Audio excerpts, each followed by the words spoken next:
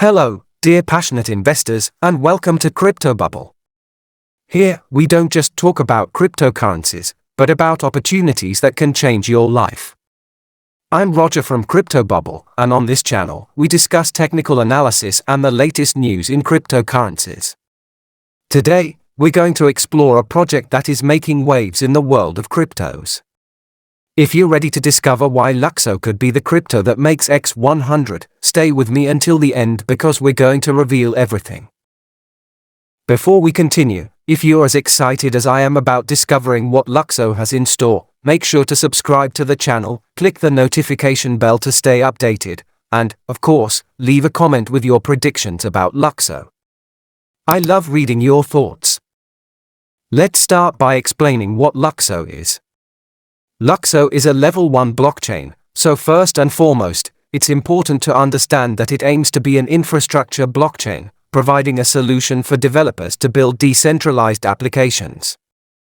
The primary goal of Luxo is to serve as an infrastructure blockchain and make its features available to developers or businesses looking to use them. Behind the Luxo project, there are individuals with previous experience in Ethereum, including someone who contributed to certain Ethereum standards. This person is well aware of the challenges Ethereum faces, such as complexity, technical debt, and scalability issues. They have a comprehensive understanding of what Ethereum is and what it could have been, along with the complexities it will face in the coming years. As explained in my Ethereum roadmap video, tackling technical debt will be a significant challenge, involving revisiting past development choices to create a more scalable system. If these issues are not addressed, it will pose considerable difficulties. The principle of Luxo is to acknowledge that while Ethereum could incorporate certain features, the current technical debt is too significant. There is a need for new features such as NFC 2.0 and the universal profile, to address real blockchain challenges which Ethereum cannot fulfill. Therefore, Luxo aims to create its own blockchain. What exactly is the universal profile? Understand that the main challenge in the mass adoption of blockchain will be the necessary steps to enter the blockchain world. Imagine, perhaps during Christmas, guiding someone through creating their wallet, transferring funds, and starting to interact with decentralized finance. Well, there are still quite a few steps involved. It's not just a matter of memorizing a phrase, there are actually many steps that require a form of immersion in the crypto world to truly use and understand the potential. The goal of the universal profile is that there is no need for that. There's no small phrase, it's behind, for example, as one might find in an MPC account. So it's the same principle as Zango that we might find where we create an account with an email address directly. It's not an MPC behind it, but it's a similar idea. For you to understand this concept a bit, it resembles what we might soon find in Ethereum and is already native in the darknet, which will be the great abstraction that allows the account to be instantiated as a smart contract. And so, there is not necessarily a need for a small phrase because it is something that is authenticated as such. However, Luxo wants to go further and offers this solution in a really simplified way that allows for sufficient simplification to create a mass of options. Implicitly, I don't need to know that it's a smart contract, I don't need to ask myself all these questions. I create my profile, I have access to all my features. I have plenty of features addressed directly in the universal profile, such as being able to determine my payment methodologies, being alerted when I receive a payment. In fact, there are many things integrated directly into it, and there is also the concept of NFC 2.0. Now, to understand NEF 2.0, you need to understand what an NFC is. An NFC is a smart contract, so it's a piece of code instantiated in the blockchain that will link the creator of the NFC, the holder of the NFC, because they are not necessarily the same people, that's the principle, and the image and the data linked. The data can be the image or perhaps a set of information that I want to retrieve. NFCs are very broad. Just because we have the idea of having an NFC with an image and a work of art doesn't mean that's the case at the base. NFCs can be a certificate of operation, etc., etc. it can be many things. The problem with NFCs is that at the moment, only a small part is instantiated in the blockchain. The rest is a link that is made in a data storage that is either decentralized or not decentralized. It's just a link between you, the piece of code, and the data that is stored somewhere. If I change what's in this set of data, you lose what's in the NFC, making the pure decentralization of NFTs complicated. And Luxo's principle is to offer this NFC too. Zero concept in which more and more data is stored in the NFC, whether it's through the trace or through the data that is instantiated as the NFC, implying, for example, if I give you the example of the NFC with a monkey, at that moment, that monkey will be directly stored in the database, or at least in a data management database.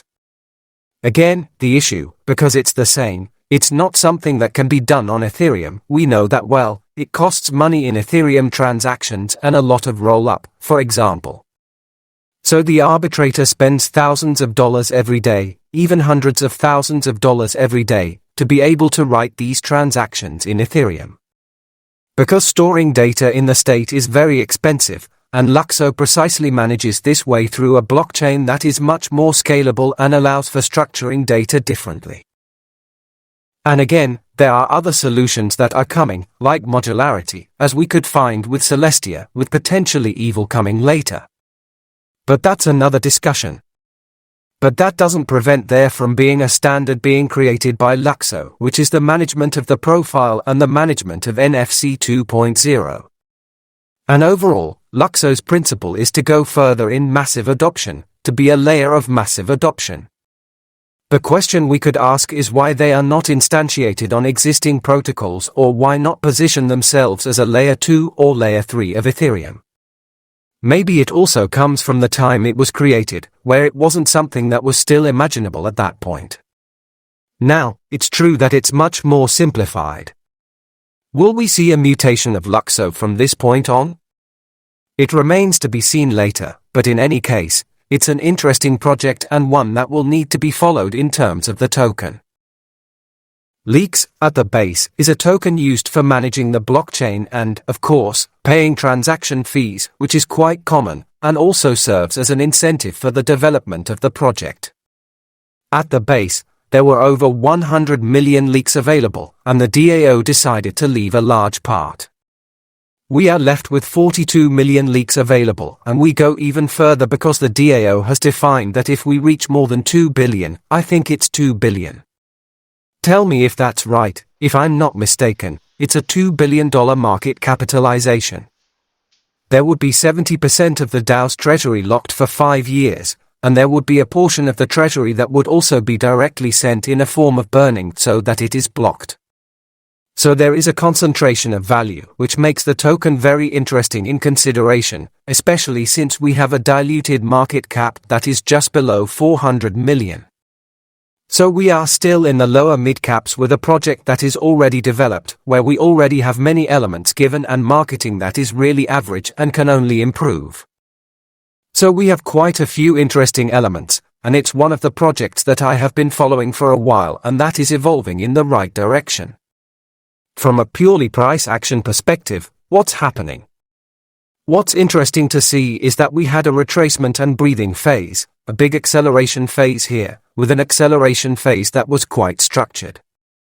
We can see a well-structured first phase, second phase, third phase systematically, and we can see that we marked significant levels which are here at $8 and then the lower level, the lowest level, which will be $6.50. These two levels, for me, are two resistance levels, and when we are between these two, it will correspond to going below the 0.5 Fibonacci retracement of that time, between 0.5 and 786, which are very interesting reload zones. For me, it will be a token in which if we enter this zone, I will indeed consider reloading. Why? Because here we marked a low, so we have a trend that is being noted. We are no longer in a retracement phase, and currently, I am just waiting for a potentially interesting entry to expose myself to this type of project because it can be something that has a narrative strong enough to embark on massive onboarding of people. So what could we project as a vision in terms of pricing for Luxo? Already, we will base it very simply on the diluted market cap, without talking about the specificities that we could have, as I explained, the fact that there will be a log done, etc., etc. No matter what, we focus really on the notion of diluted market cap. We are below 400,000, let's say 400 million. Okay, already we can go for 4 billion. The 5 billion seem logical to me to enter a bull run phase and still stay in the middle cap in a bull run phase. If there is a real craze, we can go for 20 billion, 25 billion, which would already represent multiple jumps. So that means we just need to multiply the current price to reach that.